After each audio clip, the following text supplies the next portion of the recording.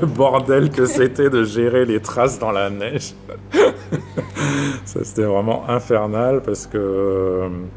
donc voilà, on avait la neige, mais il fallait faire souvent plusieurs prises. Et comme c'était après la tempête de neige, il fallait pas qu'on voit les pas. Donc c'était... Après, bon, il y a un certain nombre de choses qu'on a pu effacer en post-production, mais c'était quand même... Enfin, on était tous... Attention, on est marché par la neige. Non, faut faire le tour par là. Et non, qu'est-ce que tu fais? Reviens. Voilà, donc ça, c'est assez difficile à gérer. Enfin, mais bon, encore une fois, on a vraiment eu du bol parce que on avait de la vraie neige. Toute la neige qu'on voit, c'est de la neige naturelle. Alors... Il y a parfois des endroits où la neige avait fondu, ou donc en post-production numérique, ils ont, avec des matte painting, bouché les trous ou bouché des traces quand il y avait des traces qu'il fallait pas voir, ou rajouter un peu de neige sur le toit.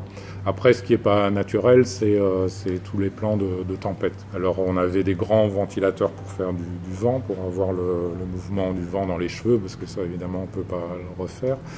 Mais après, toutes les particules de neige qui virevoltent, c'était... Là aussi, on avait fait vraiment beaucoup d'essais, enfin, avec les gens des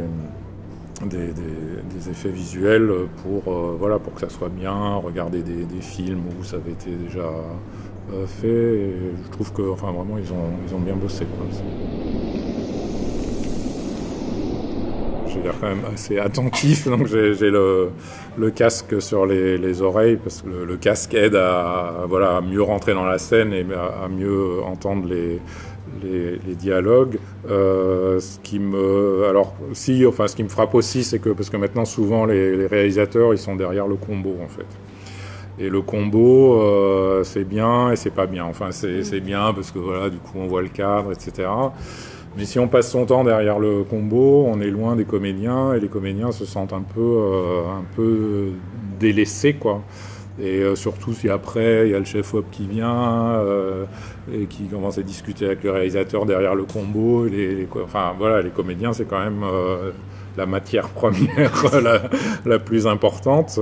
Et donc alors je dis pas que, enfin évidemment il y a des moments où je suis derrière le combo aussi, parfois il y a des situations où c'est impossible de voir la scène autrement parce que c'est dans des espaces très réduits, mais j'essaye quand même le plus possible d'être proche des comédiens. C'est bizarre que je sois de ce côté-là et pas à côté du cadreur, parce qu'en général, on se met quand même à côté de la caméra.